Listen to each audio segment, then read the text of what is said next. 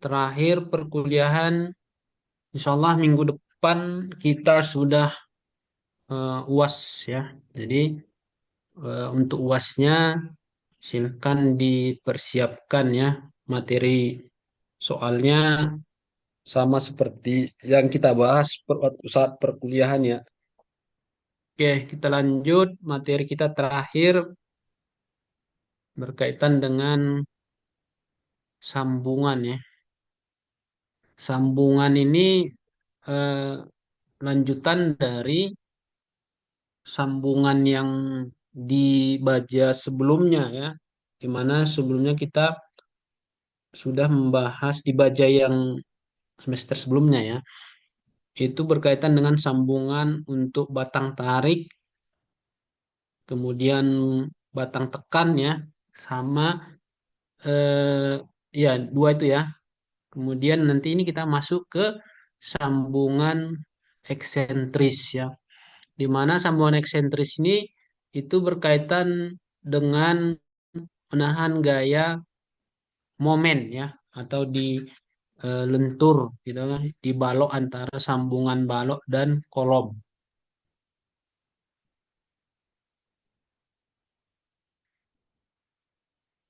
Nah, ini adalah untuk materi sambungan eksentris ini itu pokok bahasannya ada tiga ya.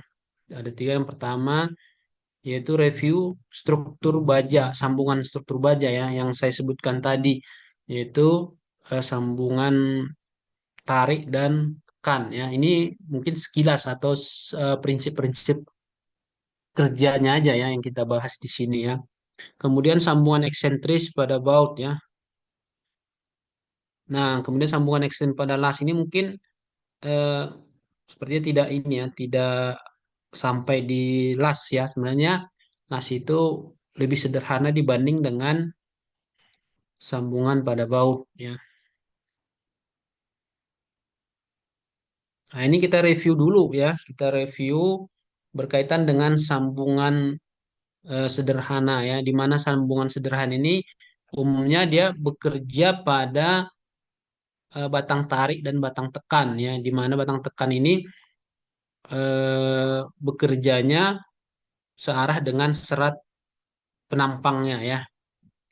Nah, kita perhatikan misalnya di sini ya, untuk memahami gitu ya, untuk menyelesaikan persoalan perhitungan sambungan ya, maka terlebih dahulu kita pahami dulu bagaimana prinsip kerja suatu gaya pada baut tersebut gitu ya, di sambungannya ya.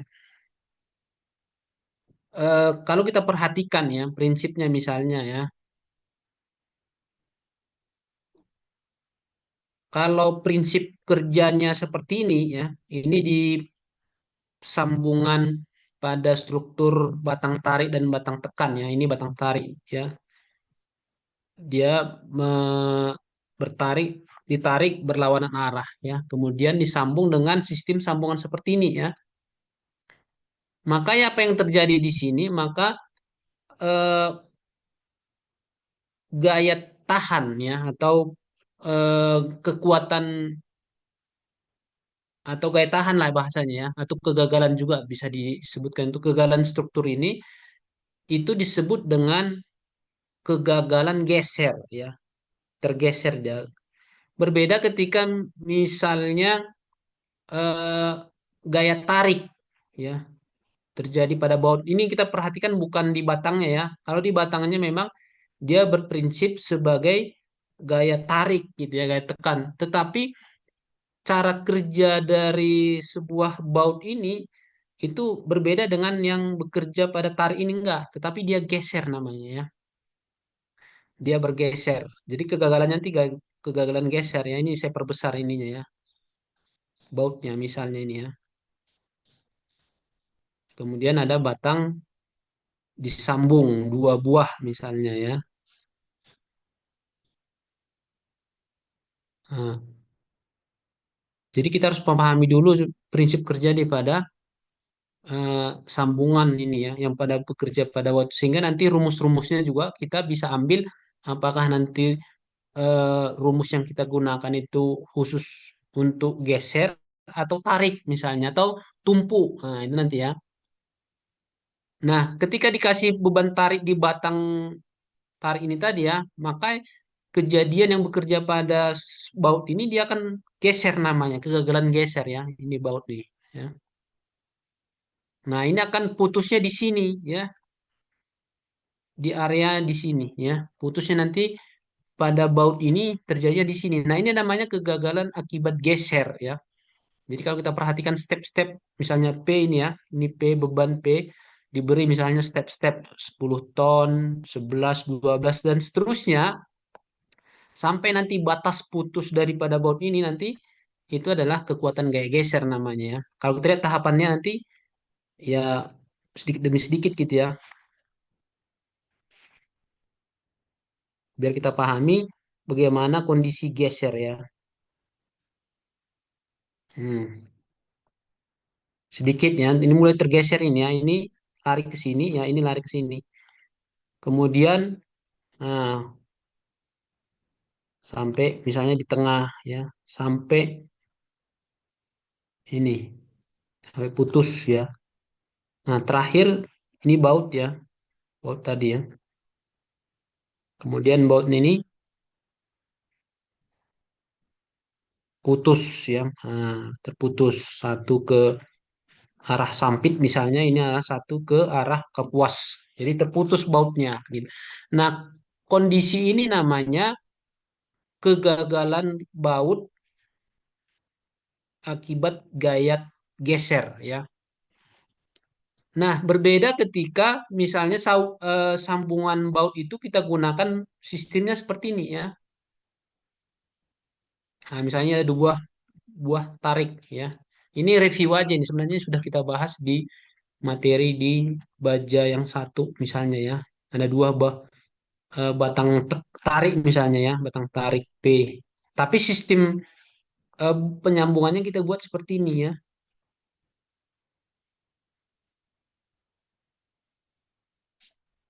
Nah, ya, ini apa murnya ya, ini kepala bautnya. Sehingga yang terjadi di sini adalah ini akan tertarik ya. Maka kegagalan pada baut ini namanya adalah kegagalan tarik ya. Kegagalannya tadi kalau yang tadi kan geser ya, dia patah di sambungan ya, apa di tengah-tengah misalnya di persis di ini tadi, di sininya putus. Tetapi kalau yang sistem baut yang seperti ini yang mengalami gaya tarik pada baut ya, maka ini kegagalannya adalah pertambahan panjang ya. Nah, ini ya, bertambah panjang. Istilahnya kalau kita itu karet misalnya ini melar ya. Nah, bautnya akan tertarik sini dan ini ke sini. Lambat laun nanti bautnya akan bertambah panjang. Terlepas nanti panjangan bertambah panjangannya 0, berapa sekian mili misalnya. Tapi namanya juga akan bertambah panjang ya. Ini akan melar lah, memelar gitu ya. Terlepas nanti melarnya besar pendek itu eh, lain hal lah. Yang penting di sini adalah bautnya mengalami perpanjangan sampai nanti putus ya. Putusnya nanti kalau kalau kita perhatikan seperti baut apa seperti besi ya, dia sebelum putus dia akan di sini necking namanya mengecil di tengah-tengah biasanya di tengah-tengah ya. Kegagalannya jadi dia terputus. Nah, ini namanya eh, kegagalan bautnya atau strukturnya mengalami tarik ya. Sehingga nanti si baut kita menganalisis kemampuan baut ini tadi itu kita harus mengambil rumus sesuai dengan kondisi gaya tahan daripada baut. Kalau nanti misalnya geser, maka gunakan rumus untuk menghitung gaya geser ya. Sedangkan kalau untuk kondisi yang ditahan oleh si baut tadi adalah tarik, maka nanti kita mengambil rumus tarik gitu. Jadi intinya kita harus memahami dulu prinsip kerja daripada si sambungan ya. Nah, kalau yang dua ini di sini sebutkan ya, sambungan sederhana bila garis kerja resultan gaya tepat melewati titik berat sambungan ya. Setiap bagian diasumsikan gaya yang sama. Jadi kalau prinsip kerjanya seperti ini tadi ya, kemudian pusat gaya beban P yang bekerja itu persis di tengah-tengah dari sambungan ini tadi, maka diasumsikan dan kenyataannya atau aktualnya sebenarnya seperti ini gitu ya, bahwa kekuatan dari si baut ini menahan gaya eh, geser, anggaplah ini geser ya tadi ya, kita kalau kita asumsikan ini adalah gaya geser, ini seragam semua ya, satu misalnya ini ada 6 buah baut, maka keenam-enam baut ini itu sama ininya, gaya yang mereka pikul, terbagi rata lah bahasanya ya. Nah, itu itu kalau sambungan sederhana. Jadi kalau bekerja pada eksentris tengah bukan eksentris, sentris dari si penampang ini, maka dia akan menahan gaya geser itu sama semua ya. Dibagi rata lah bahasanya ya. Nah, itu kalau di eh, sederhana ya. Seperti dicontohkan gambar A, B, C. A, sambungan ini ya. Ini juga sama ya. Walaupun misalnya ini ada 3 baris, platnya yang sambung satu dua misalnya tiga ya, atau single seperti ini satu satu gitu disambung, ya tetap aja nanti kalau pas persis nanti beban gaya yang bekerja pada batang tarik ini tadi, ya si jumlah si baut ini kekuatan yang dipikulnya adalah sama ya. Jadi langsung tinggal dibagi aja nanti beban, misalnya beban P di sini misalnya 10 ton. Berarti kalau dia 6 buah misalnya, berarti tinggal dibagi 6 buah ya. Beban seberapa besar beban yang tahan ini ya bagi 6 misalnya ya, bagi 6 berarti sekitar 1,8 ton lah masing-masing ini, se eh, sama rata itu pembagiannya, sehingga nanti kita cek nanti kekuatan baut ini 1,8 sanggup nggak memikul beban.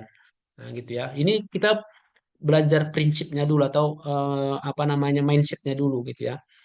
Nanti kalau misalnya beban di sini nanti eh, kan ada 10 ton beban bekerja di sini ya, tinggal kita bagi 6 misalnya dapat 1,8. Makanya kita cek kekuatan baut ini misalnya diameter 12 misalnya, sanggup nggak memikul beban 1,8 ya. Kalau sanggup berarti semuanya sanggup. Misalnya gitu ya. Kita berangkat dari situ dulu sebelum hitung menghitung ya. Nah, ini A, B, C, dan E. Nah, ini sama prinsipnya ini yang E ya.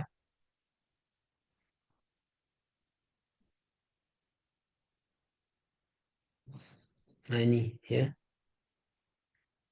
Ini sama ya. Dia seragam. Ini eh, kalau kita perhatikan ya, yang seperti yang saya gambarkan tadi, ini adalah gaya geser ya,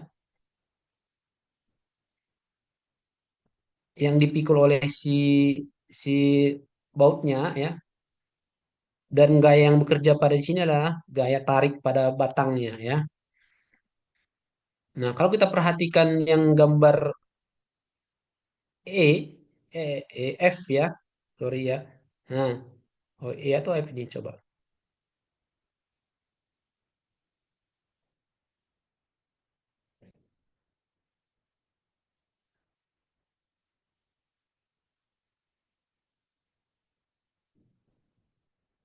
Nah, ini ya, E ya, gambar E. Kalau dia ini berarti eh, gaya yang bekerja apa beban yang bekerja pada baut ini sama ya, sama persis dia. Karena apa? Simetris ya. Dari gambar aja kita bisa memperhatikan bahwa ini adalah simetris. Dan perlu diingat ini yang seperti yang saya contohkan gambar tadi yang tariknya. Pada baut ini ya, pada baut ini berarti yang bekerja menahan gaya tarik ya pada baut ya. Walaupun mungkin beban yang bekerja pada P ini ya tetap tarik sama seperti yang di gambar A dan B misalnya ya. Kan tarik juga di batangnya tapi ya. Tapi sistem bekerja pada baut itu ya berbeda ya. Berbeda sistem apa namanya? Sistem bekerjanya pada baut ini geser. Ini gaya geser namanya atau beban geser yang ditahan oleh baut, sedangkan yang ini tuh adalah tarik ya, tertarik dia ini yang akan mengalami melar bautnya ya sebelum mengalami putus. Kalau nanti bautnya ini kategori baut lunak, misalnya baut lunak ya, ini bisa melar ya, bisa melar bautnya dan ini nanti bisa tidak lagi stabil ya, goyang lah misalnya, bisa digoyang-goyang gitu, goyang dia. Padahal awalnya mungkin ketat ya apa, press misalnya ya. Tapi setelah bekerja gaya ini mungkin melebihi kemampuan batas yieldingnya atau batas lelehnya atau batas elastisnya, makanya nanti bisa melar ya. Terlepas nanti melarnya sekitar 2 mili, 3 mili gitu ya, itu tidak jadi persoalan. Tapi di sini prinsipnya adalah dia tertarik sehingga nanti ini bisa digoyang-goyang bah misalnya gitu ya. Maka yang bekerja di sini adalah gaya tarik. Jadi prinsipnya juga nanti atau rumus yang kita hitung nanti kekuatan daripada si baut ini berarti rumus gaya tarik ya atau beban tarik ya. Nah, untuk materi kita tadi eksentris ya, maka yang bekerja eksentris ada seperti ini ya. Nah, kalau kita perhatikan di sini ya, di sambung eksentris ya, di sambung eksentris bila garis kerja resultannya gaya tidak tepat mewakili titik berat sambungan. Ya, ini ya. Jadi ini eksentris namanya ya. Nah, berarti kalau dia eksentris seperti ini, misalnya ini ada beban P ya, maka si baut ini ya, yang empat buah baut ini dia tidak akan seragam memikul beban ya. Nah, ini eh, kalau kita perhatikan gitu dari kalau akibat eksentris ini si baut ini akan berbeda satu sama lain nanti beban yang ditim atau yang dibebankan ke masing-masing baut tidak seragam, tidak berbeda dengan yang contoh sebelum tadi A, B, C dan E tadi ya. Ini adalah kalau dia eksentris si bautnya tidak seragam memikul bebannya nanti akan berbeda-beda ya. Bisa jadi nanti misalnya di sini yang lebih kecil dan ini lebih besar bebannya. Misalnya ini adalah sebesar misalnya 10 ton ya. Maka masing-masing baut ini tidak akan seragam dia memikul beban. Kalau yang tadi kan tinggal kita bagi 4 misalnya, berarti dia 2,5 ton berarti masing-masing. Itu kalau dia seragam, itu kalau sentris. Tetapi kalau tidak sentris atau eksentris seperti ini, maka nanti ini akan berbeda. Bisa 1 ton di sini, kemudian dua misalnya. Ya, misalnya ini ada dua misalnya, kemudian semakin ke sini makin kecil misal ya. 3 ton misalnya, kemudian di sini ada 4, sini 4, akhirnya totalnya nanti 10 ton misalnya. Maka nanti si baut ini akan berbeda-beda dan kita analisis adalah beban yang paling besar nanti memikul beban. Ya, caranya nanti ada caranya. Yang penting sekarang kita bisa memahami dulu gitu ya, bahwa si baut ini satu sama lain tidak sama ininya kekuatannya. Umumnya ya itu bisa yang terdekat dan bisa yang terjauh yang lebih besar memikul beban. Contohnya misalnya seperti ini ya. Kita anggaplah di sini nanti yang akan memikul beban. Misalnya di sini 4 ya 4 ton. Kemudian di sini terakhir di sini 1, berarti 5. Sini mungkin 3 dan 2 ya. Jadi totalnya 10 ton. Maka yang kita analisis ya, kemampuan si baut ini adalah si 4 ton yang paling besar. Misalnya kita dapatkan di sini adalah 4 ton ya. Maka kita hitung kemampuan satu baut ini apakah mampu memikul beban 4 ton. Nah, kalau dia nanti bisa memikul 4 ton, berarti yang bawah ini juga nanti otomatis akan aman. Nah, gitu apa yang prinsipnya ya. Yang kita analisis yang paling besar, misalnya di sini 4 ton tadi ya. Kemudian kita analisis atau kita gunakan misalnya baut diameter 12 ya, diameter 12. Ternyata 12 ini sanggup memikul 4 ton misalnya ya. Maka ini juga akan aman, otomatis akan aman ya. Kemampuan si bot ini tadi 12 ton ini tadi mampu, yang bawah-bawah juga akan aman. Kenapa? Karena beban yang bekerja pada yang bawah ini itu lebih kecil daripada 4 ton. Nah, prinsip analisis kita di dalam sambungan tuh seperti itu gitu ya. Nah, itu kalau untuk sistem eksentris ya. Nanti tinggal kita lihat, nanti kita analisis yang mana yang akan terjauh gitu ya.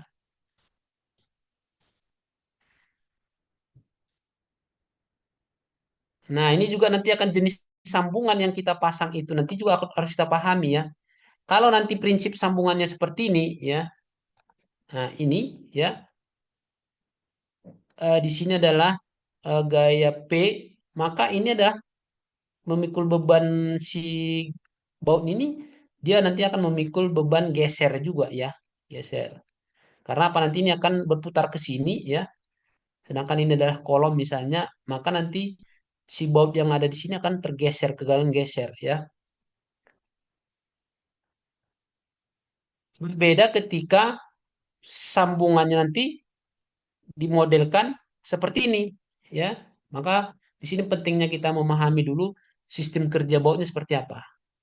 Kalau kita buat sambungan nanti modelnya seperti ini ya, ini tampak samping, ini tampak depan misalnya, maka si baut yang ini tadi tidak memikul geser seperti yang di bagian atas ya. Berbeda dia ya. Nah, kalau ini kan geser dia. Tapi kalau yang ini enggak. Kalau prinsip sistem sambungan ataupun model sambungannya dibuat seperti ini, maka ini akan tertarik ya. Ini nanti gaya tarik ya. Gaya tahan yang berlaku pada si baut ini nanti akan tarik. Nah, dari ketiga ini, dari yang ketiga ini bisa jadi nanti ini tarik dan ini bisa tekan, menekan bagian bawah ya. Kalau tadi kan gaya ngungkit ya, apa momen ya, terputar dia, maka bagian ini adalah tarik. Nanti menganalisis di sini kita analisis juga yang paling terbesar. Bisa juga nanti di sini netral nol di sini ya. Jadi grafiknya adalah yang terjadi pada si baut ini ya. Nah, ini grafiknya seperti ini ya. Bisa jadi ya. Jadi di sini bautnya lebih besar, memikul beban ya. Semakin ke bawah dia makin kecil bebannya ya. Kemudian di sini juga makin malah bisa nol atau bahkan di sini netral, tertekan gitu ya. Bukan netral sih. Di sini adalah mengalami kan, di sini malah mengalami tarik. Nah, untuk menganalisis seperti ini, ya kita cek nanti satu-satu apakah nanti untuk gaya geser misalnya. Maka kita cek nanti kekuatan gaya geser pada bagian atas. Dan di sini bagian bawah ini apakah nanti misalnya grafiknya kekuatannya atau gaya yang bekerja pada bagian bawah ini adalah tertekan, maka kita analisis dengan gaya tekan misalnya ya. Yang penting di sini dulu ada prinsip kerja daripada si baut. Bagaimana mekanisme ataupun prinsip kerjanya. Apakah dia nanti akan memikul beban geser atau memikul beban tarik ya. Nah, ketika kita memahami seperti ini maka eh, kita tidak akan keliru ketika menganalisis atau menggunakan atau mengambil suatu rumus, apakah nanti rumus ini kita gunakan adalah rumus tarik atau rumus geser. Nah, ini ya, karena berbeda nanti rumusnya ya.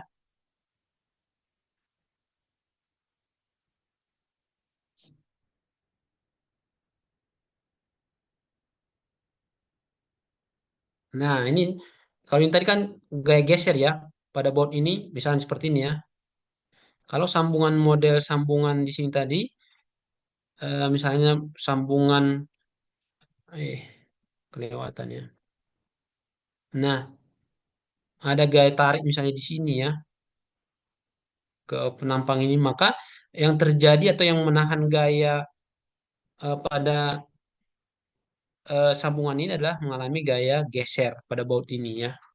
Nah, kalau nanti misalnya gaya bekerja baut ini misalnya gaya tarik bersis berada di titik sentral dari baut ini ya, persis beban P-nya bekerja, maka misalnya ini 10 ton tadi, maka jumlah kekuatan gaya tahan yang dipikul oleh si baut ini nanti akan seragam ya.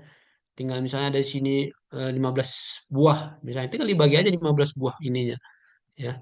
Itu kalau eh, titik pusat beban tadi bekerja itu persis di tengah-tengah di sentral atau di sentroidnya, maka baut akan memikul beban sama rata ya. Berbeda ketika eksentris, misalnya di sini beban bekerja P-nya misalnya ya, sini P. berbeda-beda misalnya ya. Maka nanti si baut ini untuk gaya ininya belum tentu eh, seragam ya. Nanti dicek kalau dia tidak sentris. Tapi umumnya kalau penampang sistem kerjanya seperti ini, pastinya akan sama ya. Tapi ketika ada memikul beban gaya momen, nah ini nanti si sambungan ini tidak akan sama ya. Sehingga kembali lagi di sini adalah gaya geser ya. Pada baut-baut ini menahan gaya geser ya bautnya ya. Nah, berbeda ketika sistem sambungan seperti ini. Ini umumnya di base plate ya, di base plate atau sambungan dari kolom pedestal ke kolom misalnya ya. Maka di sini nanti eh, baut akan memikul beban tarik ya. Ini di titik dua misalnya ini ya. Nah, kalau nanti gaya yang bekerja di sini adalah gaya momen ungkit misalnya seperti ini ya, maka nanti ini akan tertarik. Di sini malah akan tertekan ya. Di sini tertarik.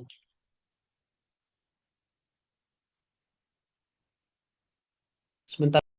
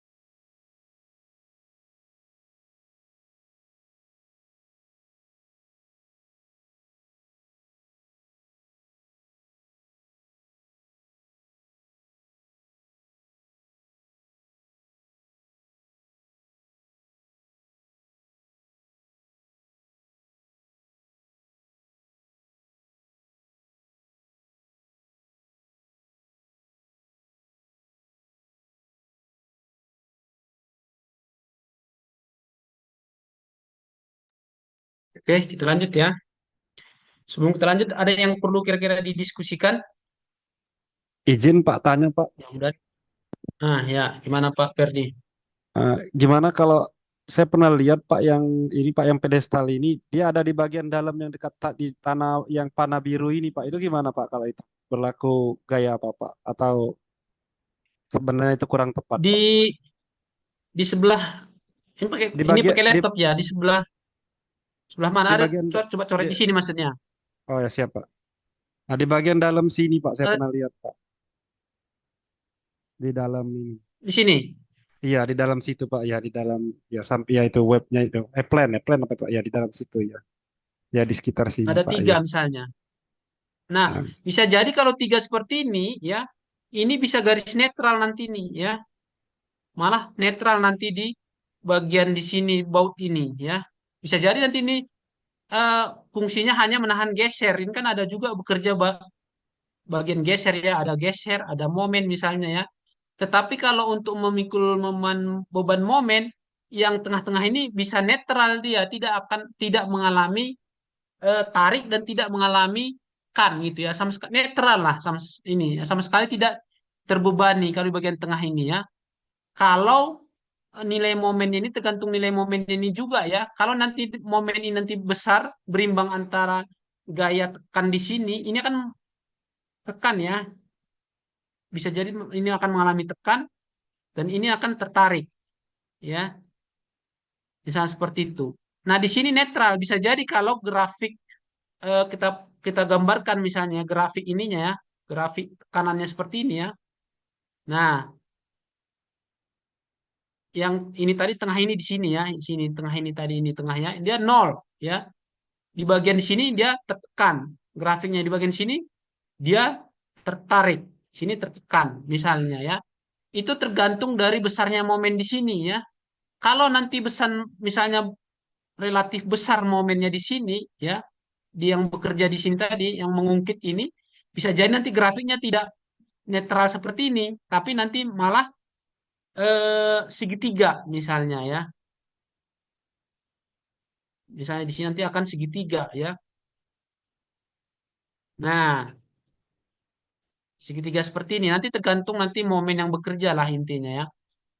Nah, ini sampai ke sini tarik ya, tarik terus sampai di sini nol misalnya, netralnya di sini. Dan misalnya kita pasang di sini nanti ada baut di sini, berarti dia akan memikul beban tarik juga, tapi dia lebih kecil beban P di sini tadi, tarik di sini tadi dibanding di sini. Nah, untuk menganalisis kemampuan baut ini kita cek nanti yang paling besar. Ya, misalnya di sini paling P. Ternyata di sini grafiknya ini kita lihat di sini 10 ton misalnya dia memikul beban 10 ton, kemudian di sini 8 ton, di sini nol misalnya ya. Misal ini. Maka yang kita analisis itu adalah balok baut atau angkur yang di sini ya.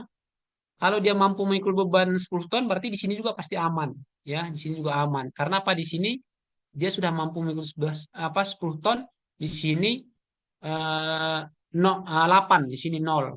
Jadi otomatis dia akan aman semuanya ya. Kalau sudah satu yang paling ekstrim kita analisis aman, otomatis yang baut lainnya juga akan aman. Karena apa? Mereka memikul beban yang lebih kecil ya.